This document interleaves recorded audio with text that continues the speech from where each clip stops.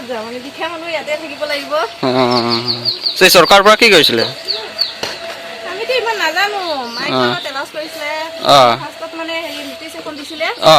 তাৰপিছতো আৰু একো খবৰ নাই পিছতে এতিয়া মানে 3-4 দিন পৰা আৰু মাইক লগত তেলাচ কৰিছে সেইটো কাৰণে মানে আমি এতিয়া দুখীয়া মানুহ আমাৰ তিনকেইটা ভাগিলেওতো কোনেও নিদিয়ে দিব জানো এইটোৱে কাৰণে আমি ঘৰখন ভাগিলেও মানে মনটো বহুত বেয়া লাগি আছে মানে কি কৰিম এতিয়া ভাগিবই লাগিব যেতিয়া আমি ভাঙিছো এভিকশ্যনটো কেতিয়াৰ পৰা হ'ব কৈছে এতিয়াতো আপোনাৰ নিজৰে ভাঙিছে এভিকশ্যনটো কেতিয়াৰ পৰা ভাঙিব কৈছে দুদিনৰ ভিতৰত হ'ব বুলি কৈছিলে আৰু তাৰপিছত আৰু একো এতিয়াতো আৰু একো নাই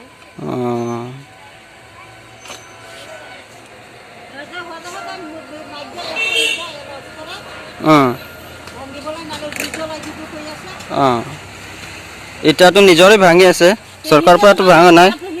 ভয় দেখাইছে ভয়তে ভাঙিব লাগিব আমৰা দুখীয়া মানুহ জোৰাবাৰ পাৰিম নেকি